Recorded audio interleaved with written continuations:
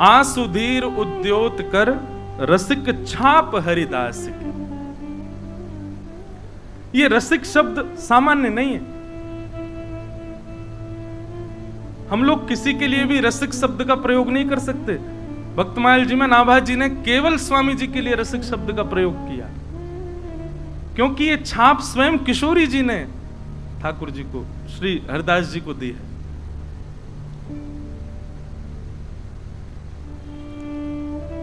महाराज जी, तटीय स्थान में और हमारे हरिदासी परंपरा के जो स्थान है, वहां पर आप जाकर के अगर बोल दें राधे राधे, तो वहां के आचार्य चरण कहेंगे अभी जाने ना है, ऐसे ही आगो भारते। वो क्या कहें फिर? बोलो श्री हरिदास। अब लोग इस बात में ये सोचते हैं, बताओ किशोरी जी के नाम की महिमा नहीं है, वो कह रहे हैं श्री हरिदास बोलो, श्री हरिदास बोलो। मूल बात क्या है? बोले जब तक गुरु आश्रित नहीं होगे, जब तक सखीन के चरणन में प्रणाम नहीं करोगे, तब तक निकुंज में प्रवेश नहीं मिलेगा। बोले तुम सीधे कह रहे हो श्री राधे, अरे पहले आलीन को तो प्रणाम करो, सखीन की तो वंदना करो। अब मुझे वो पंक्ति याद नहीं है, पर हरिदासी कहते हैं कि निकुंज की जो चाबी है ना, निकुंज माने निवृत्त, जहां पर प्रियालाल जी विलास करते हैं, वहां की चाबी कौन के पास है? बोले ललिता जी के पास रहे, वही ललिता जी स्वामी हरिदास जी। इसलिए रसिक जन सब कहे, बोले क्या कहो? बोले श्री हरिदास, श्री हरिदास, श्री हरिदास। बोले जब ललिता जी कृपा करेंगी तब निकुंज खुलेगा, तब प्रवेश होगा, तब वह भूमिका में प्रवेश कर पाओगे। थोड़ा थोड़ा मार्ग दे दो, महाराज जी आ रहे हैं। आज और भी सौभाग्य हमारे मध्य में श्री गोविंद देव जी की सेवा के लिए, जिनको गोविंद देव जी ने स्वयं चुना, ऐसे महाराज जी पधारे हैं। आप सब परिचित हैं उनके भाव से, रूप से। उनका भी बहुत बहुत स्वागत, अभिनंदन, वंदन। महाराज जी ऊपर विराज जाओ।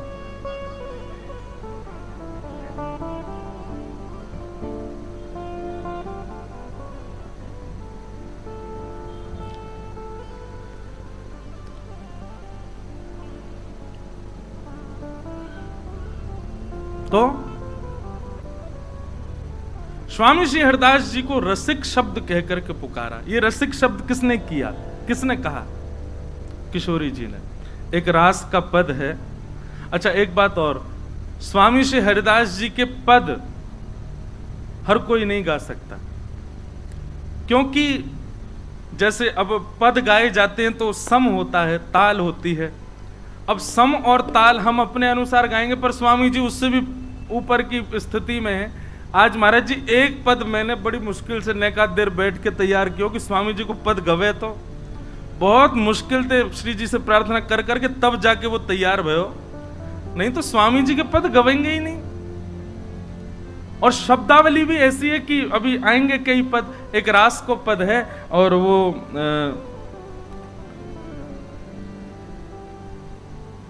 सुंदर भाव है। जय हो। स्वामी जी को रसिक की उपाधि कैसे मिली, ये भाव से सुनिए। हाँ, सब लोग गई हो मेरे साथ में।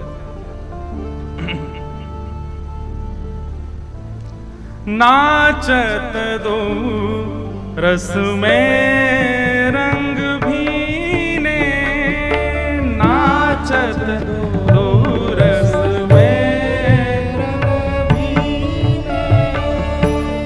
अब स्थिति सुनो, स्वामी जी को रसिक नाम कैसे मिला? निधिवन राज में श्री स्वामी हरिदास जी महाराज विराजे हैं, और स्वामी जी मानसी में जो चिंतन करते थे प्रत्यक्ष ठाकुर जी सामने आ जाते थे। दोनों प्रियालाल जी सामने खड़े हैं और श्री प्रियाजू स्वामी जी से पूछ रही हैं कि हे स्वामी जी, आज हम दोनों नृत्य करके बताएंगे और आप जज बन के बैठो, ये बताओ बढ़िया नृत्य कौन ने किया। दर्शन करो छवि को, कैसे लग रहे हैं। नाचत दो रस में रंग भीने, नाचत दो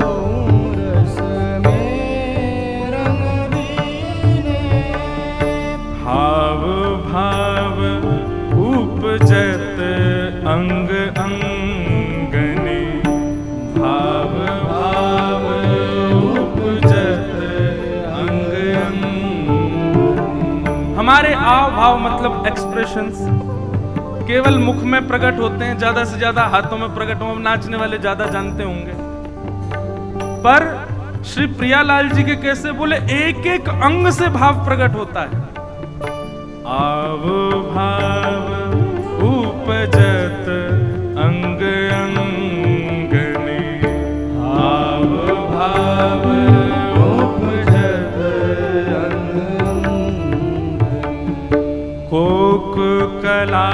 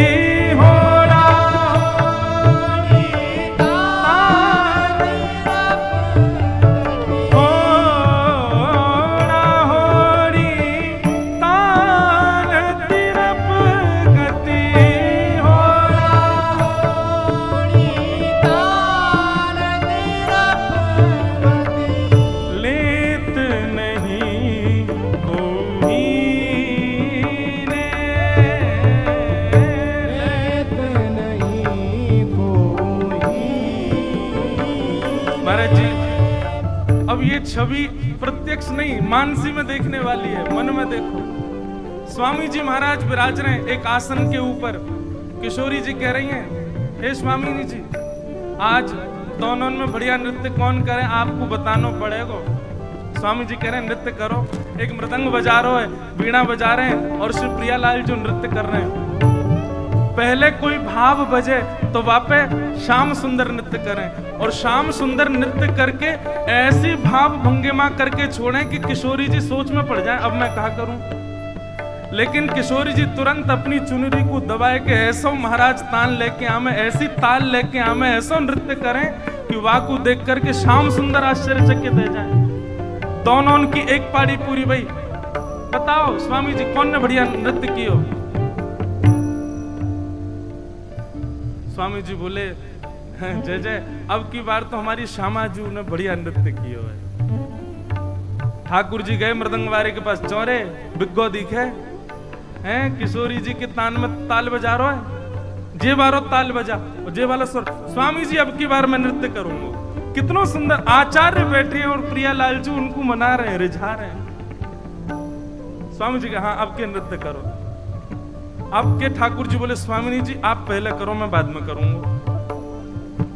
ठाकुर जी ने जो ताल बताई, जो राग बजायो, अब संगीतकार वो बजाने लगे और स्वामिनी जी वहां पर नृत्य कर रहे हैं। नृत्य करके ऐसा कठिन नृत्य करके दे रही है कि अब यह करके दिखाओ। स्वामिनी जी को नृत्य पूर्ण भयो। लेकिन लाल जी जैसे ही आए, मृदंग की ताल पर ही थिरकन लगे महाराज। पैरन से ही नृत्य कियो, हाथ तो यूं ही रखे। ऐसा नृत्य कियो कि हाथ तो उठाए नहीं, पैरन के नृत्य पे स्वामी जी बोले वाह वाह वाह वाह भैया, अब के बार तो लाल जी ने बढ़िया किया है। लेकिन सब सखियां बोली हे स्वामी जी ये तो कछु बात ना भई, विजय तो कोई घोषित ही ना भयो। एक बार स्वामिनी जी बढ़िया कर गए, एक बार लाला बढ़िया, कोई एक तो ऊपर आना चाहिए। किशोरी जी बोली एक बार और करो, अब की बार जाने बढ़िया कियो वो जीतेगो। होड़ा होड़ी तान तिरप गति, होड़ा होड़ी तान तिरप गति, लेत नहीं कोई ने, लेत नहीं कोई। आओ हाँ नाचत दो रस में रंग भीने, नाचत दो रस में रंग भीने, नाचत दो रस में रंग भीने, नाचत दो रस में रंग भीने। तीसरी बार नृत्य प्रारंभ भयो। किशोरी जी ने कही लाल जी पहले आप नृत्य करो, बड़े पामन सो नृत्य कर रहे, अब के हाथन सो करो, पाम मत हिलाइयो। किशोरी जी ने एक क्या चैलेंज को क्या चुनौती दी, अब के पाम हिलाए, अब के हाथ हिलाइयो, बस पाम नहीं हिलाए और फिर हम करेंगे। ठाकुर जी ने हाथन से ऐसी ऐसी भंगिमा बनाई, ऐसा ऐसा नृत्य किया महाराज, खूब आनंद भय।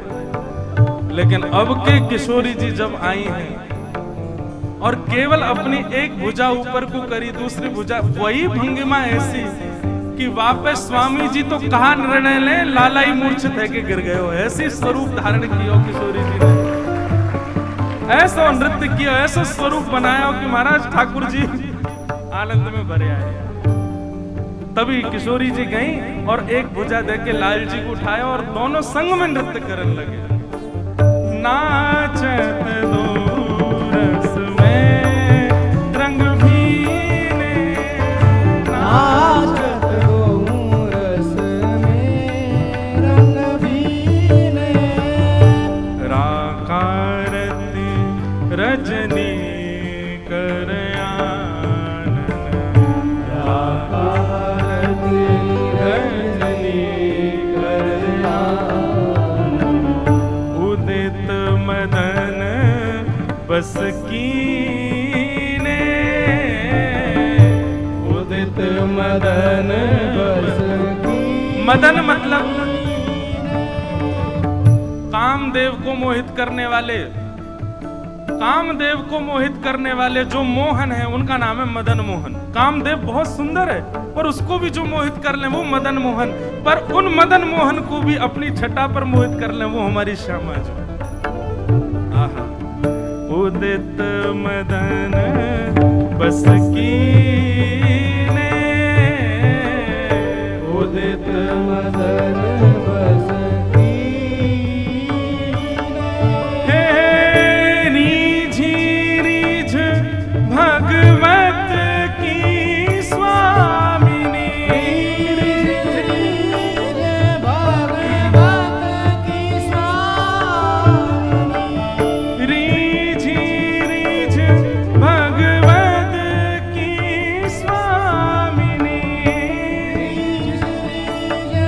भगवत की स्वामिनी। और कहा किया लाल अंक भरे। हरदास जी की गोद में लपक करके दोनों बैठ गए, एक तरफ ठाकुर जी और दूसरी तरफ किशोरी जी। किशोरी जी मुख पे थोड़ी पकड़ के बोली स्वामी जी अब के कौन ने अच्छो नृत्य कियो। स्वामी जी के तो नेत्र सजल है गए। किशोरी जी को अंक में ऐसे भर के बोले अरे श्यामाजू आपने ही अच्छो नृत्य कियो। अब लाल जी तो रूठ के बैठ गए और श्री किशोरी जी ने ठाकुर जी को इतकू देखो सबरे कहा भैया यहां देखो, मैं इतनी जोर से माइक पे बोल रहे हैं वो आवाज कम लग रही है आपको? ऐसे देखो रंग ये खीर में नमक डाले वालों काम मत करो। कहा बता रहा हूं मैं, भूल गए हो? अरे कहाँ हूं मैं? हाँ तो फिर प्रियालाल जी दोनों नृत्य करते आए और स्वामी जी की गोद में बैठे तो किशोरी जी बोली हे स्वामी जी अब के कौन ने अच्छा नृत्य किया? तो स्वामी जी के नेत्र सजल है गए। किशोरी जी की तरफ नेक अधिक हाथ भुजा बढ़ा करके, मानो किशोरी जी से ऐसा कह रहे हैं, अब के नाम लूंगो आपको तो रूठ जाएगो। तो बस केवल अंक नेक अधिक फैला करके गोद में लेके मानो किशोरी जी को इशारा कर रहे हैं कि आपने ये अच्छो किया है। तभी किशोरी जी कहती हैं, आप तो बड़े रसिक हो स्वामी जी। और तभी श्री नाभाजी कह रहे हैं, रसिक छाप हरिदास की। बोले रसिक की छाप कौन ने दी है? किशोरी जी ने अर्पित की। रसिक छाप हरिदास की। आसुधीर उद्योत कर रसिक छाप हरिदास की। जुगल नाम सो नेम जपत नित कुंज बिहारी। बहुत ध्यान पूर्वक सुनो। आप जब कुंज बिहारी बोलते हैं ना, कुंज बिहारी का शब्द महाराज जी, बिहारी शब्द का मतलब केवल बिहारी जी नहीं है। बिहारी शब्द का मतलब केवल कृष्ण नहीं है। स्वामी श्री हरिदास जी की परंपरा में बिहारी को मतलब युगल ही है। कुंज में मतलब, कुंज किसे कहते हैं ये तो पता चल गई, ये पन्नी की कुंज है। ऐसे ही लता गुलमन की कुंज है। कुंज मतलब घेर। अब घेर में कुंज बिहारी, बिहार मतलब वहां लीला कर, लीला अकेले तो करेंगे नहीं ठाकुर जी, तो बिहारी कहते युगल प्रकट है जाए। कुंज बिहारी, कुंज बिहारी आप जैसे कहते हैं, रज को भी प्रणाम हो जाता है, वृक्ष वल्लरियों को भी प्रणाम हो जाता है, यमुना जी को भी प्रणाम हो जाता है, और युगल सरकार को भी प्रणाम हो जाता है।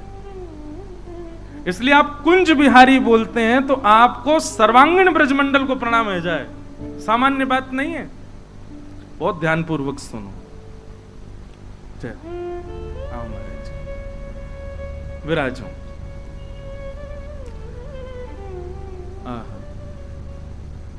जुगल नाम सो नेम जपत नित कुंज बिहारी।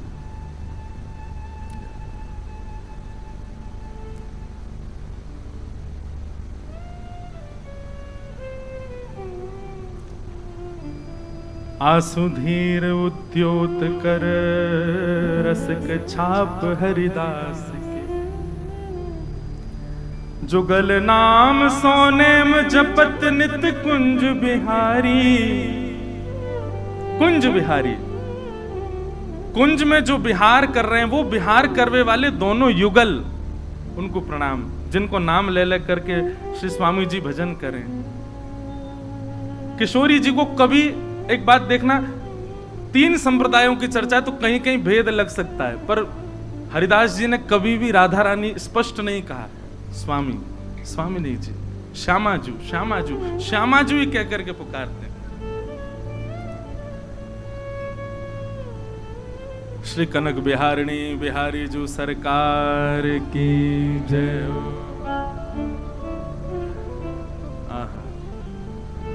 श्यामा प्यारी कुंज बिहारी, जय जय श्री हरिदास दुलारे। श्यामा प्यारी कुंज बिहारी, जय जय श्री हरिदास दुलारे।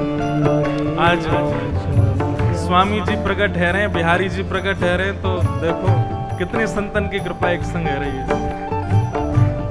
मानो जैसे बिहारी जी प्रकट भये तो अनेक संत गए बधाई लेके, ऐसे आज बिहारी जी के और स्वामी जी के प्राकट में इतने सब संत पधारे। अयोध्या से हम सब के मध्य में श्रीमद जगत गुरु रामानुजाचार्य डॉक्टर श्री राघवाचार्य जी महाराज पधारे हैं। करतल ध्वनि से महाराज जी का खूब स्वागत, और भाव से भुजा उठा के गाओ, हे श्यामा प्यारी कुंज बिहारी, श्री हरिदास दुलारी। श्यामा प्यारी कुंज बिहारी, जय जय श्री हरिदास दुलारी। हे श्यामा प्यारी कुंज बिहारी,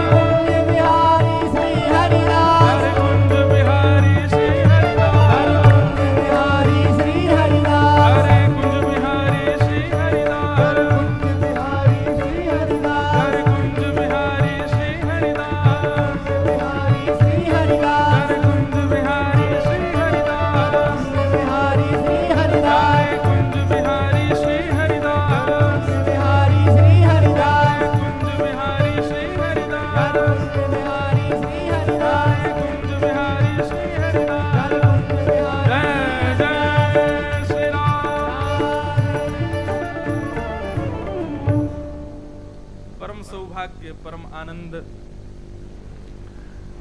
प्रथम बार भक्तमाल जी की चर्चा करने के लिए कुछ प्रयास मात्र ये बालक कर रहा है, और इसी बीच आज मानो हमारे आचार्य चरण पधारे। हम जिस परंपरा से, देखो सब परंपरा को जैसे नाभाजी प्रणाम करें गांव में, वैसे ही हम भी सब परंपरा को गावें, सब परंपरा की महिमा बतावें। पर जिस परंपरा ने ये सौभाग्य प्रदान किया इस व्यासपीठ पर बैठने का, ऐसे हमारी श्री वैष्णव परंपरा श्री रामानुजाचार्य जी के हम सब कृपा पात्र हैं। और ऐसे श्री रामानुज स्वरूप में ही, आचार्य स्वरूप में ही हम जिनका दर्शन करते हैं, ऐसे पूज्य महाराज जी हमारे मध्य पधारे हैं। और अब तक तो एक बनावटी बात, अब तो वास्तविक बुलाऊं तो जबरदस्ती बुलाए हैं मैंने। मैं तो टिकट करके भेज दी मैंने, महाराज जी अब आप जानो। और वो भी रात को 1 बजे फोन करके, महाराज जी अध्ययन कर रहे। मैंने कि महाराज जी प्रथम भक्तमाल है, पिताजी अमेरिका में है, माताजी वृंदावन में हैं, और सब लोग व्यस्त हैं, आशीर्वाद देने परिवार का तो कोई आ नहीं पा रहा है, कृपा करके आचार्य स्वरूप में आप ही आ जाओ। तो महाराज जी बोले अब हम कैसे आए, हमारी 24 से कथा अयोध्या में। लेकिन एक बात कहें, हट नहीं करना चाहिए आचार्यों से, वो आचार्यों के प्रति एक प्रकार का अपराध है।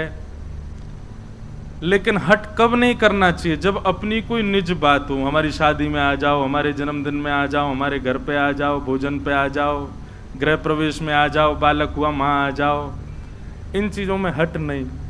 पर जब आचार्य उत्सव चल रहा है, गुरुजनों का उत्सव चल रहा है, तो वहां में तो हट कियो जा सके। वहां में या में हट नहीं कियो तो कब करोगे।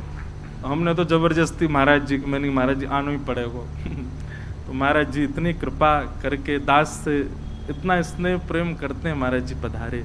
आप श्री ने हमारे गुरुदेव के उत्सव में, आचार्य उत्सव में 2 बार वाणी की सेवा से श्री वाल्मीकि रामायण जी की सेवा वृंदावन में की। महाराज जी आज तक ब्रजवासी याद करें महाराज जी को, ऐसी वाल्मीकि रामायण अद्भुत अद्भुत प्रवाह प्रकट किया आपने। हमारे तो जैसे श्री रामानुजाचार्य जी के 4 संबंध हैं ठाकुर जी से, पिता पुत्र गुरु और शिष्य, ऐसे महाराज जी से हमारे भी 4 संबंध है। कौन कौन से जे नहीं बताऊंगा। आपसे गुरु भाव भी है, मैत्री भाव भी है, भ्रातृ भाव भी है, और सख्य भाव भी, सब भाव है। ऐसे महाराज जी को हम बारंबार प्रणाम करें, वंदन करें कि आप श्री पधारे। त्रुटि हो तो क्षमा करियो, प्रथम बार भाव प्रकट कर रहे हैं। तो जुगल नाम सोनेम जपत नित कुंज बिहारी, संपूर्ण भजन करते हैं स्वामी श्री हरदास जी। कुंज बिहारी का अभिप्राय केवल वृंदावन बिहारी लाल से मत लिया कीजिए, ये बिहारी शब्द सामान्य नहीं है।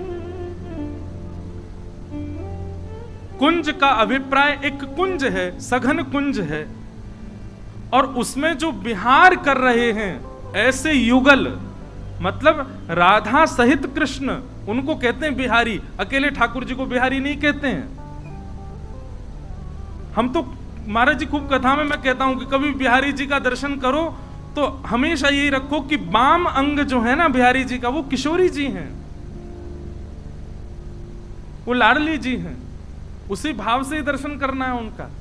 बिहारी का मतलब दोनों युगल मिलित खड़े हो गए, वही बिहारी जी।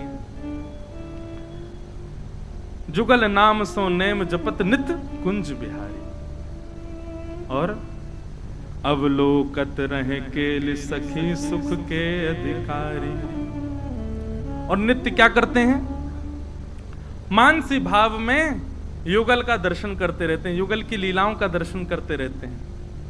अवलोकत रहे केल सखी सुख के अधिकारी। हमने एक बात पहले ही कह दी कि भैया कुंज की चाबी इन्हीं के पास है। स्वामी जी की शरण लेंगे तभी कुंज में प्रवेश मिलेगा, स्वामी जी को नाम जपेंगे तभी कुंज को दर्शन होएगा। और गान कला गंधर्व श्याम श्यामा को तोषे। अब इसका अर्थ महाराज जी ऐसा लगाते हैं कि गान कला में श्री स्वामी जी बड़े निपुण हैं, पर इसका अर्थ ऐसे लगाना चाहिए कि जब स्वामी जी गायन करते हैं ना, तो गंधर्व जन भी वहां पर बैठ करके श्रवण करते हैं और स्वामी जी का उच्छिष्ट जाकर के बाहर गाते हैं। स्वामी जी की ऐसी, स्वामी जी कोई गंधर्व नहीं है, स्वामी जी कोई गायक नहीं है। जो अपनी कला का प्रदर्शन लोक रंजन के लिए करे वो गायक है, वो कलाकार है, पर अपनी कला का भाव श्यामा श्याम को रिझावे में करे वही रसिक है, वही भक्त है। स्वामी जी कभी गायन किसी को, अभी कल के चरित्र में आएगा, कल जब स्वामी जी से मिलने के लिए अकबर आएंगे और बड़े बड़े राजा आएंगे, अकबर तो महाराज दास बन के आया तानसेन का तंबूरा लेके कि एक बार स्वामी जी का स्वर सुनने को मिल जाए। तो स्वामी जी गंधर्व नहीं है, गायक नहीं है। स्वामी जी तो प्रिया प्रियतम को रिझावे के लिए महाभाव बनाते हैं। उनकी गायकी, उनके भाव सुनकर के गंधर्व जन जाकर के सेवा करते हैं। और उत्तम भोग लगाए मोर मरकट तिमि पोषे, ऐसा भाव वर्णन आता है महाराज जी कि जब बिहारी जी प्रकट हुए, पहले हम छप्पे की व्याख्या कर रहे हैं, फिर लीला सुनाएंगे स्वामी जी की। जब बिहारी जी प्रकट हुए तो प्रकट भय तो सब उत्सव मनने लगा, वृंदावन में आनंद होने लगा, बधाई हो बधाई हो, बिहारी जी प्रकट भय। पर स्वामी जी को तनिक चिंता हो गई। स्वामी जी को चिंता ये भई कि भैया बिहारी जी प्रकट है गए, अब बिहारी जी की सेवा कैसे होगी, भोजन पानी राग विलास सब कैसे होएगा। स्वामी जी ने केवल चिंतन किया और इतने में ही बिहारी जी के चरणों से खन खन खन करके 12 सोने की मोहर प्रकट हो गई। और नित्य बिहारी जी के चरणों से 12 सोने की मोहर प्रकट होती थी। पर स्वामी जी क्या करते थे, उन 12 सोने की मोहरों को आगरा में जाकर के, नित्य एक सेवक की ड्यूटी, वो जाकर के उनको व्यवस्थित करता, उसके धन से मथुरा से सामग्री खरीद करके लाता, उससे 56 भोग बनते और 56 भोग को 3 भागों में बांटा जाता। सब ध्यान से सुनना, कौन से 3 भाग, तो जलचर, नवचर और थलचर। पहला भाग जल की सब मछली कछुआ आदि उन सब के लिए जाएगा। दूसरा नवचर, जितने भी पशु पक्षी आदि हैं इनको दिया जाएगा। अच्छा महाराज जी, इसमें एक और भाव कि पक्षियों के लिए जो बिहारी जी का भोग निकाला गया है उसको थलचर और जलचर नहीं पाएंगे। उनको पता है कि हमारा नहीं है, ये उन लोगों के लिए निकाला है।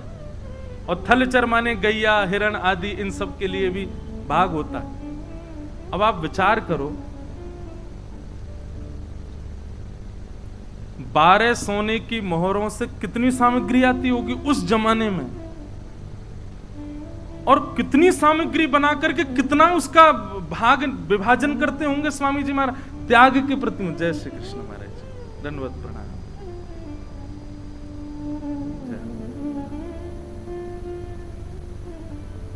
आज तो वास्तव में श्री बिहारी जी की बधाई अद्भुत होएगी।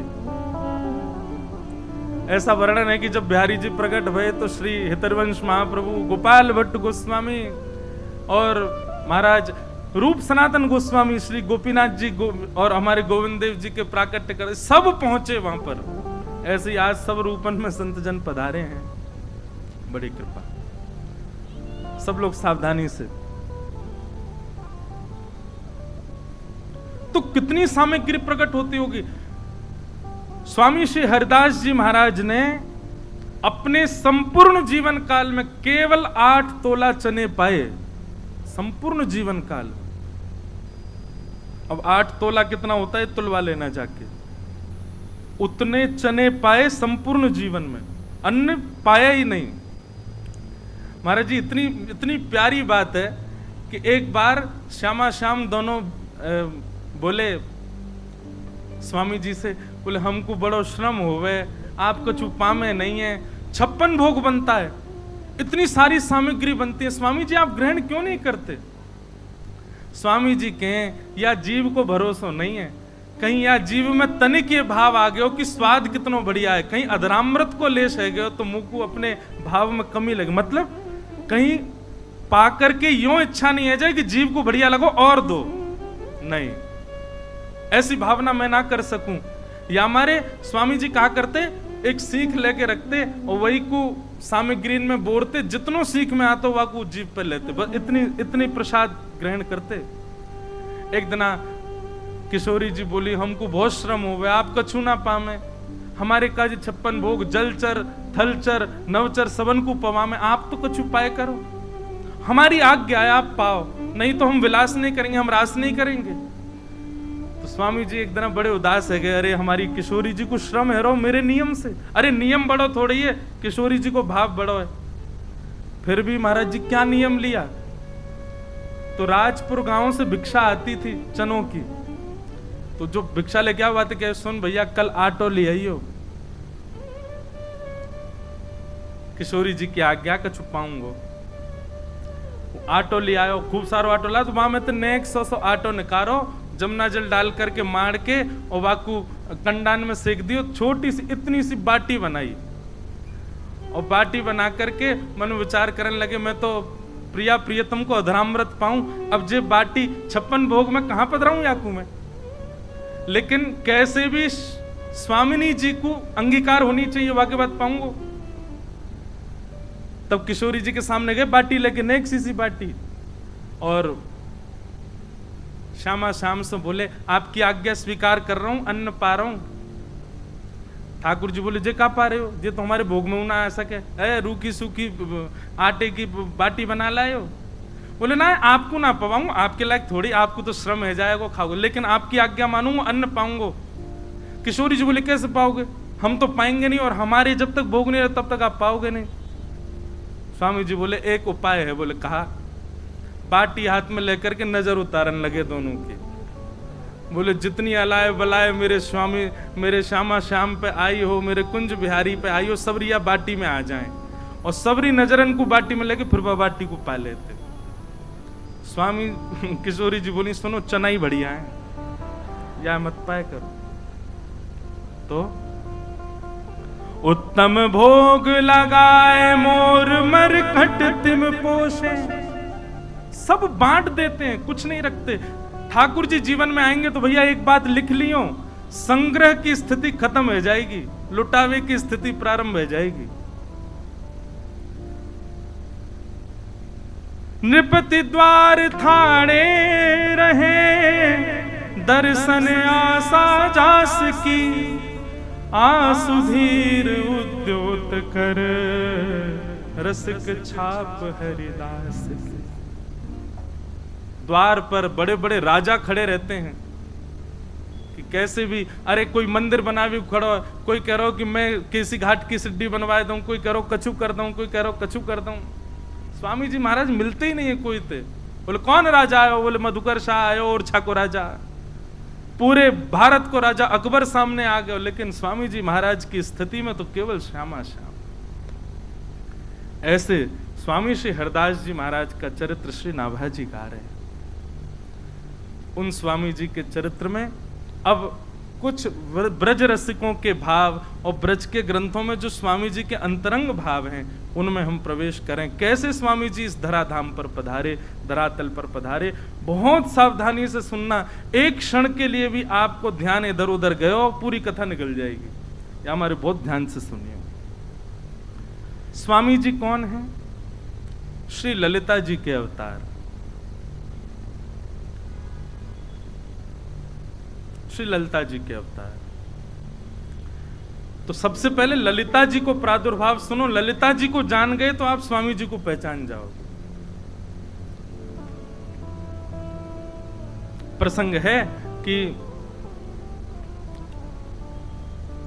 किशोरी जी और ठाकुर जी दोनों अपने नित्य निकुंज में लीला कर रहे हैं, सेज पर बैठे हैं। तभी ठाकुर जी ने किशोरी जी की रूप माधुरी को देख करके कही, आज तो मेरा मन है रो कि मैं आपको श्रृंगार करूं। किशोरी जी बोली तो कर दो, या मैं पूछो वाली कहा बात है। आहा, निज कर गूथ सुमन के गजरा अपने ही हाथ पहरावत है। तू है सखी बड़ भाग बड़ी, नंदलाल तेरे घर आवत है। तू अपनों श्रृंगार करत है, तू अपनों श्रृंगार करत है। ये दर्पण हाथ दिखावत है, दर्पण हाथ दिखावत है। तू है सखी बड़ भाग बड़ी, गोपाल तेरे घर आवत है। तू है सखी बड़ भाग बड़ेरी, गोपाल तेरे घर आवत है। ठाकुर जी श्रृंगार कर रहे हैं किशोरी जी को, सुंदर पत्रावली बनाते जा रहे हैं। किशोरी जी अपलक नेत्रन से श्याम सुंदर को देख रही हैं। सुंदर सुंदर पुष्प तोड़ के ला रहे हैं, स्वयं उनके गजरा बना करके हाथन में पहना रहे हैं, बाजून में पहना रहे हैं।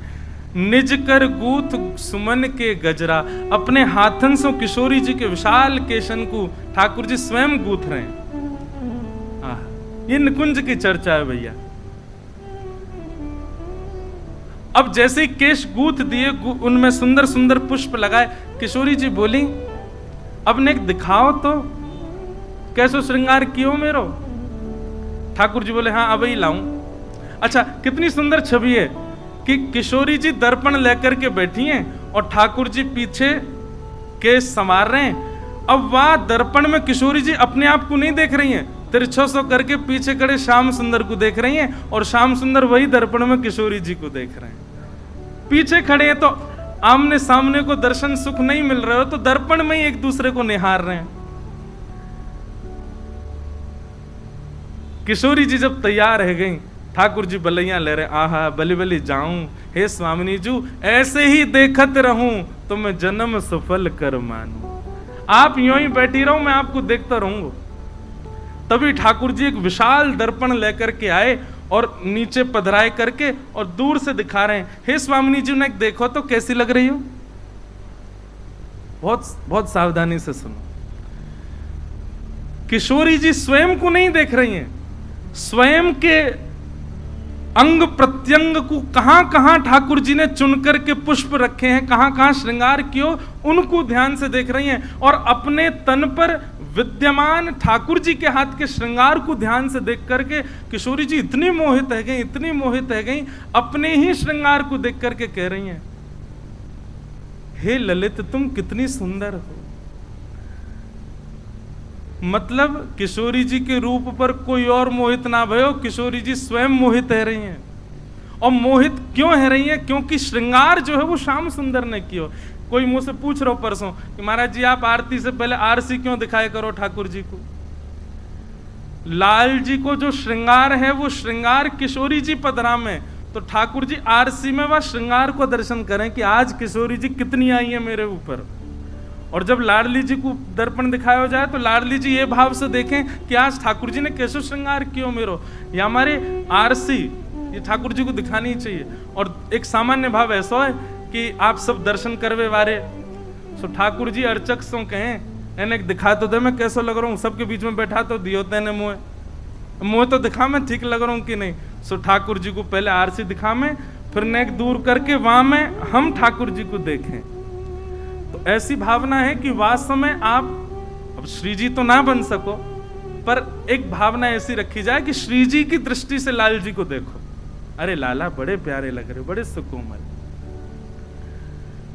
किशोरी जी ने जैसे ही दर्पण में स्वयं कोई प्रतिबिंब देखो, मोहित है गई लाडली जू, और मोहित है करके अपने स्वरूप से ही कह रही है, हे ललित तुम कितनी सुंदर हो। और जैसे ये भाव कहो तो प्रतिबिंब को जो स्वरूप जा पर किशोरी जी मोहित है गई, वो ही स्थिर है करके, स्थूल है करके प्रकट है गयो, श्री ललिता जी को प्रादुर्भाव है। सहचरी श्री ललिता महारानी की। अब अंदर गहराई में जाइयो, जिनको ना पल्ले पड़ रही हो चुपचाप नीचे मुंह करके बैठ जाओ। पूरे विश्व को मोहित श्याम सुंदर करें, कामदेव को मोहित श्याम सुंदर करें, ऐसे श्याम सुंदर हमारी लाडली जी पर मोहित रहें, और वो लाडली भी जिन पर मोहित रहें वो हैं श्री ललिता जी। अरे जब कभी श्याम सुंदर कभी विरह प्रदान कर दें ना, तो किशोरी जी श्री ललिता जी के पास ही जावें और ललिता जी को निहारें। क्यों? क्योंकि ललिता जी को जो श्रृंगार है वो किशोरी जी और ललिता जी में कोई अंतर नहीं है, एक सी दिखेंगी दोनों। बस ये है कि किशोरी जी की नेक विशेष चूड़ामणि है, किशोरी जी की नेक विशेष चुनरी है, किशोरी जी को नेक विशेष श्रृंगार है, नहीं तो बाकी सब एक जैसा हो। पर फिर भी किशोरी जी को ललिता जी प्रिय है, क्योंकि प्रथम श्रृंगार श्री कृष्ण ने जो कियो वही स्वरूप श्री ललिता जी है। ललिता जी प्रकट है। क्यों प्रकट भई? श्यामा श्याम के नित्य विहार को सुख देवे के काज श्री ललिता जी प्रकट भई। सबसे प्रथम सहचरी, सबसे प्रथम सखी हैं निकुंज की श्री ललिता जी। और ललिता जी जैसे प्रकट भई, श्री ललिता जी अब लाडली लाल दोनों विचार करने लगे। ठाकुर जी के मन में आयो, अब ये इनके स्वरूप से प्रकट भैया, इन्हीं को पक्ष ले करेगी हमेशा। किशोरी जी सोच रही हैं, बोले लाल जी के श्रृंगार को भाव है तो ये इन्हीं को ही पक्ष, दोनों उनके मन में ये भाव आ गया कि ये पक्षपात करेंगी दोनों में। ललिता जी को एक भाव है कि वो प्रिया प्रियतम के हृदय की बात पहचान जावे। और जब जब मैं ललिता कहूं ना, स्वामी जी को स्मरण अपने आप कर लियो, क्योंकि स्वामी जी ललिता जी ही। जैसे ही प्रिया प्रियतम के मन में आयो कि ये तो पक्षपात करेंगी, एक अकेली हैं, ठाकुर जी सोच रहे हैं किशोरी जी के स्वरूप में या हमारे इनको पक्षपात करेंगी, लाडली जी सोच रही हैं इनको श्रृंगार है या हमारे इनको पक्षपात करेंगी, इन्हीं की साइड करेंगी। तभी ललिता जी को लगी ना ये तो पक्षपात वाली बात नहीं, दोनों प्रिया प्रियतम को श्रम भयो। तो ललिता जी ने नेत्र बंद करके विचार किया और उन्हीं में से ही अनंत सहचरियां प्रकट हो गईं और निवृत्त निकुंज वहीं प्रकट हो गया। जितनी सखियां हैं सब श्री ललिता जी से प्रकट है। ऐसे करके एक निकुंज तैयार भई, जहां पे श्री प्रिया प्रियतम नित्य विहार करें। और वह निकुंज की चाबी कौन के पास है? ललिता जी के पास, श्री ललिता जी के पास। ऐसे श्री ललिता जी को प्रादुर्भाव है। अत्यंत किशोरी जी की प्रिय हैं ललिता जी।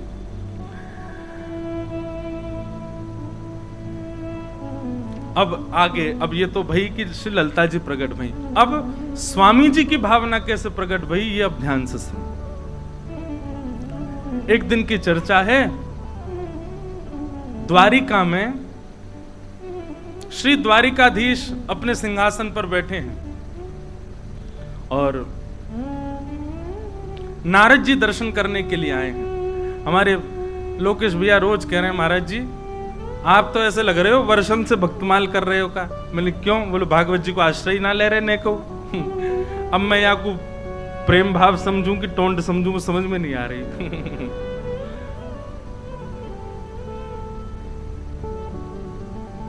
गोविंद भुज गुप्तायाम द्वारवत्वाम कुरुद्वः अवासीत नारदो भिक्षणम कृष्णोपासन लालस।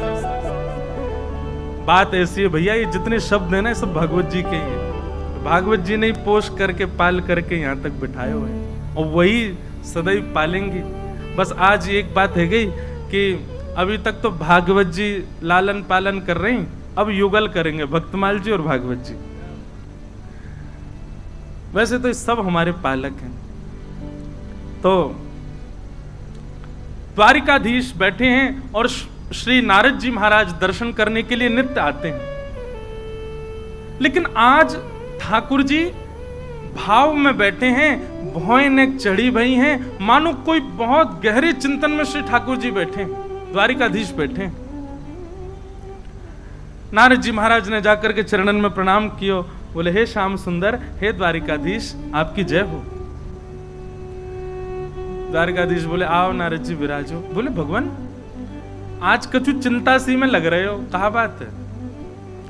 आपके चेहरे पर चिंता की रेखाएं दिख रही हैं, कछु चिंतन कर रहे हो आप, कोई को ध्यान कर रहे हो? ठाकुर जी बोले आज मैं अपने रस स्वरूप को, आज मैं अपने मूल स्वरूप को ध्यान कर रहा हूं, चिंतन कर रहा हूं। नारद जी बोले ये रस स्वरूप कौन सा भैया, ये मूल स्वरूप कौन सा है आपको?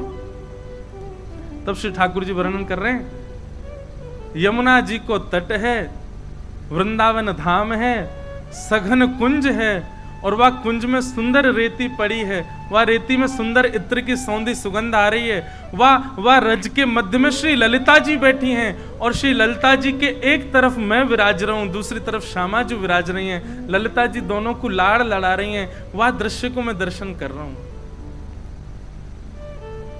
नारद जी बोले ये कौन सी उपासना है, ये कौन सा भाव है ठाकुर जी जाको आप चिंतन कर रहे हैं? ठाकुर जी बोले चलो दिखा के लामे, और नारद जी को हाथ पकड़ करके ठाकुर जी एक स्थान पर लेके गए, ऐसे स्थान पर लेके गए सूर्य का प्रकाश नहीं है वहां पर, सामान्य पृथ्वी जैसा वो अनुभव नहीं हो रहा है। 5 बड़े बड़े पर्वत हैं, और उन 5 पर्वतों के सामने एक एक ऋषि विराजमान है। नारद जी बोले जय जय, ये कैसा स्थान, और ये लोग कौन है जो सामने बैठे हैं? 5 ऋषि।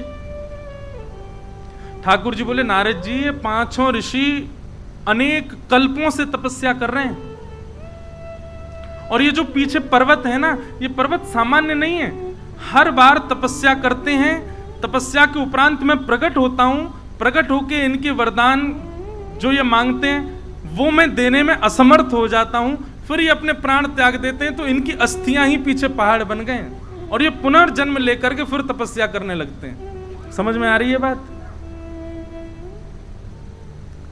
नारद जी बोले भगवान ऐसी कौन सी वस्तु की तपस्या करते हैं कि तपस्या करने के बाद में आप दे नहीं पाते, और इनको पुनर्जन्म लेना पड़ता, और इतने जन्म बीत गए।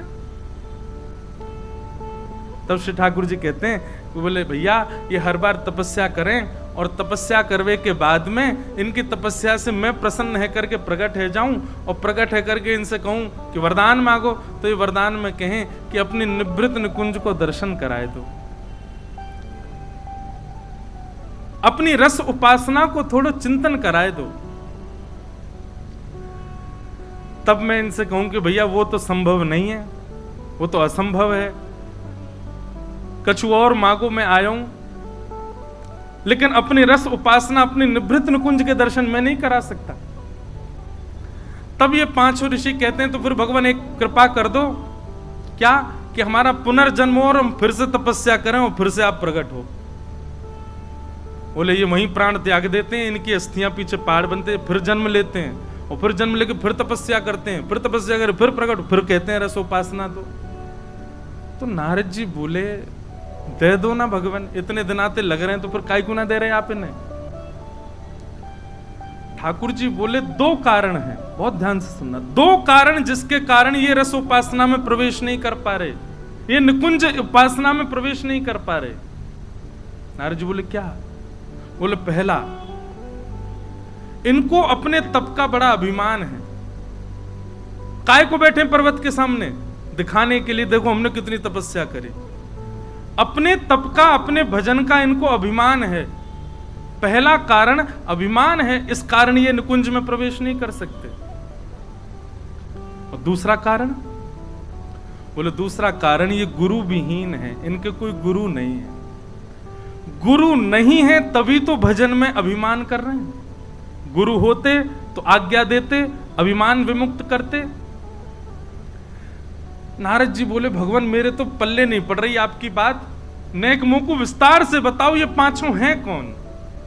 बहुत सावधानी से सुनो। ठाकुर जी कह रहे हैं हमारी कृष्ण लीला में 2 प्रकार की गोपियां हैं। एक तो है सामान्य गोपी और एक वह गोपियां हैं जिनको सखियां कहते हैं, जो अंतरंग लीला में रहती हैं। बहुत ध्यान से सुनिएगा, बार बार कह रहे हैं हम। एक तो वो गोपियां हैं जो विहरण कर रही हैं, गोपी गीत गा रही हैं, ठाकुर जी उनको विलाप करा रहे हैं, जो किशोरी जी से प्रार्थना कर रही हैं, हे सुन राधिका दुलारी तेरे द्वार का भिखारी हूँ मैं श्याम का पुजारी, एक पीड़ा है हमारी हमें श्याम ना। अब ये पीड़ा वाली गोपियां हैं, इनको ठाकुर जी मिलते हैं और फिर अंतर ध्यान हो जाते हैं। पर सखियां जो हैं वो तो ठाकुर जी के वश में ही रहते हैं। ललिता जी जब कहते हैं श्याम सुंदर तो ठाकुर जी दौड़े चले आम हैं। विशाखा जी तब कहेंगे मदन मोहन तो ठाकुर जी भागे चले आम हैं। क्यों? क्योंकि ललिता विशाखा सहित श्री किशोरी जी रहती हैं। और ये जो विरह आतुर गोपियां हैं, इन गोपियों को निवृत्त निकुंज में प्रवेश नहीं मिल पाया है, इसीलिए गोपी गीत गा रही हैं, इसीलिए किशोरी जी से प्रार्थना कर रही हैं कि हमको भी अवसर दें कि हम उस कुंज में प्रवेश कर सकें। तब ठाकुर जी कहते हैं नारद जी, उन समस्त गोपियों के 5 भाव हैं। कौन से? रस, रूप, स्पर्श और गंध और शब्द। उनका पहला भाव क्या है कि हम भी कृष्ण को इनके भांति छुएं, हम भी कृष्ण को इनके भांति सुने, हम भी कृष्ण को इनके भांति उनके दर्शन करें, उनके ग्रहण लें। 5 इंद्रियां, उन गोपियों के मेरे प्रति जो 5 भाव हैं, 5 इंद्रियों के, वही 5 भाव ही समस्त गोपियों के ये 5 ऋषि बनकर के तपस्या कर रहे हैं। कितना विरह सहा ब्रज की गोपियों ने, कितना विरह आतुर रही वो गोपियां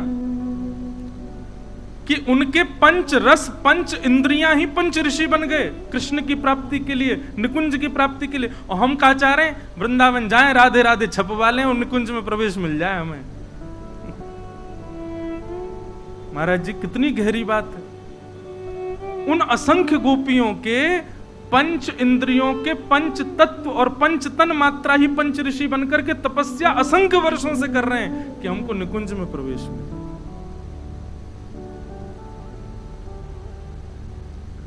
हम सोचते थे कान्हा कहीं कुंजन में होगा, हम सोचते थे कान्हा कहीं कुंजन में होगा,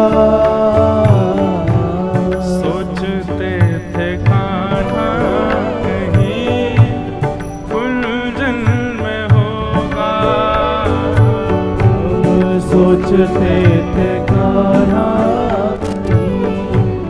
कुंजन में होगा।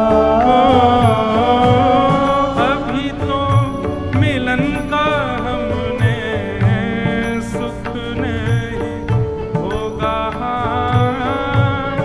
अभी तो मिलन का हमें सुख नहीं होगा,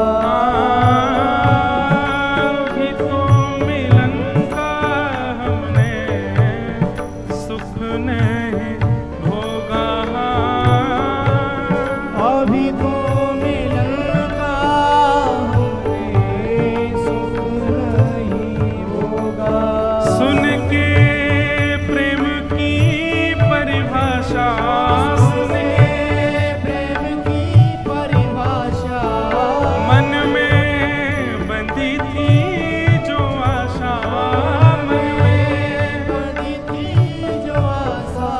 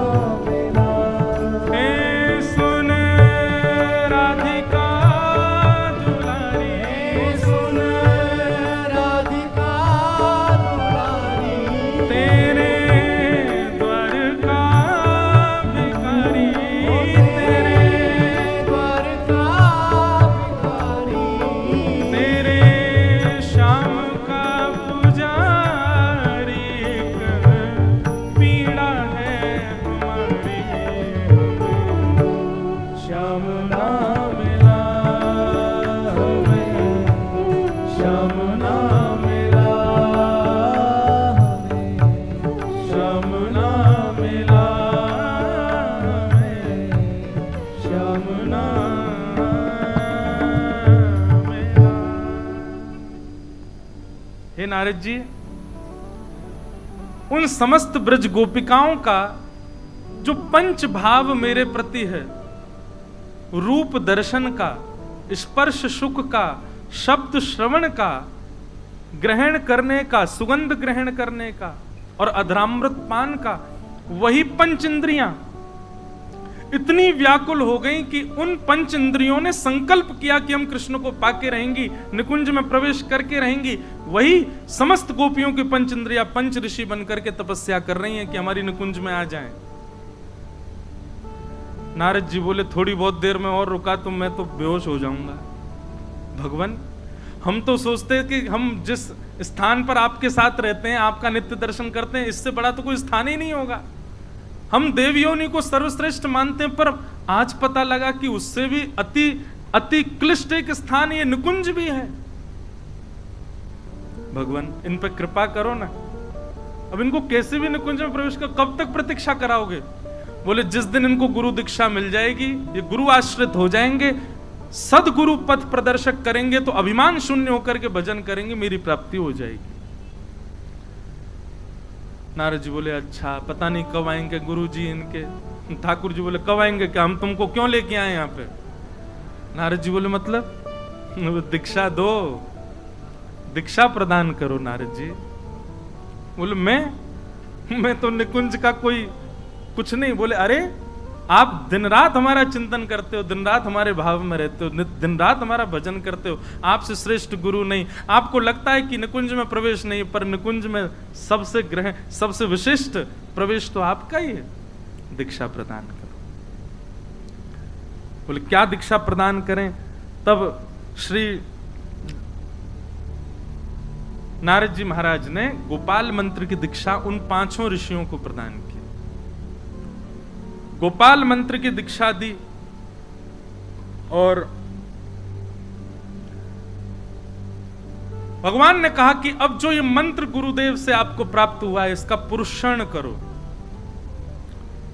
पुरुषण में लगभग 25 लाख जप होते हैं एक पुरुषण में। बोले, अब इसका पुरुषण करो गोपाल मंत्र का। अभी तपस्या पूरी नहीं भई है उन 5 ऋषियों की। तब उन 5 ऋषियों ने उस गोपाल मंत्र का पुरुषण किया, 25 लाख जप किया।